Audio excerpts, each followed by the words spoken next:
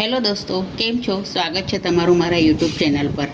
આજે હું કોપરું, લસણ અને સિંગદાણાની ચટણી બનાવવાની છું। તો ચાલો આજે આપણે વિડીયો શરૂ કરીએ। બધું મિક્સ થઈ ગયું છે। હવે આપણે ફરી આને મિક્સરમાં ક્રશ કરી લઈશું। ચાલુ બંધ કરવાનું છે મિક્સર। ગેસ પર મેં પેન મૂક્યો છે। હવે એમાં આપણે પહેલાં સિંગદાણા શેકી લઈશું। મેં એક કટોરી સિંગદાણા લીધા છે। આપણે ધીમા તાપે પહેલાં શેકી લઈશું।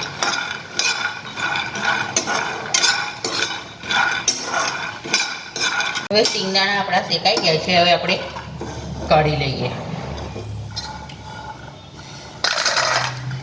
હવે ફરીથી પેનમાં લગભગ 25 થી 30 મેં લસણની કળીઓ લીધી છે। એ પણ આપણે ધીમા તાપે શેકી લઈશું। લસણ હવે શેકાવા આવ્યું છે। હવે એમાં આપણે લગભગ 1.5 ચમચી જેટલું જીરું નાખીશું। એ પણ લસણ જોડે શેકી લઈશું।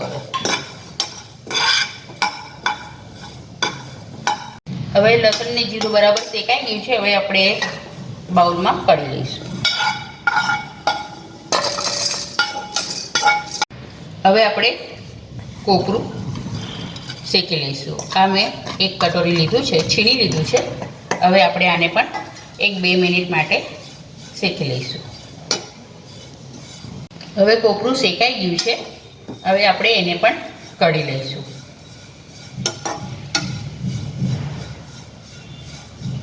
હવે આ બધું શેકાઈ ગયું છે। હવે આપણે આને ઠંડુ થવા દઈશું। સૌથી પહેલાં આપણે સિંગદાણા મિક્સરમાં ક્રશ કરી લઈશું। પલ્સ મોડ પર આપણે સિંગદાણા ક્રશ કરવાના છે। સિંગદાણા ક્રશ થઈ ગયા છે। હવે આપણે એક થાળીમાં કાઢી લઈશું।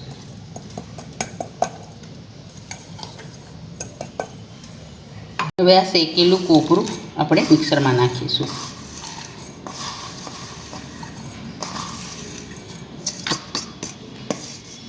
અને જોડે શેકેલું જીરું અને લસણ એ પણ આપણે હવે આમાં કોપરા જોડે નાખી દઈશું। અને આને પણ પલ્સ મોડ પર આપણે ચાલુ બંધ કરીને ક્રશ કરી લઈશું। આ કોપરું અને આપણે લસણ જે ક્રશ કર્યું છે એ પણ હવે આમાં સિંગદાણાના ભૂક્કામાં કાઢી લઈશું। હવે આમાં આપણે દળેલું લાલ મરચું નાખીશું। તમને જે પ્રમાણે તીખું જોઈતું હોય એ પ્રમાણે તમે નાખી શકો છો। હું લગભગ 2.5 ચમચી જેટલું લાલ મરચું નાખ્યું છે। અને સ્વાદ પ્રમાણે મીઠું નાખવાનું છે। હવે આને આપણે પહેલાં મિક્સ કરી લઈશું અને ફરીથી મિક્સરના વાસણમાં આપણે એને ચાલુ બંધ કરીને ક્રશ કરી લઈશું। બધું મિક્સ થઈ ગયું છે। હવે આપણે ફરી આને મિક્સરમાં ક્રશ કરી લઈશું। ચાલુ બંધ કરવાનું છે મિક્સર। તૈયાર છે આપણી સિંગદાણા કોપરાની ચટણી।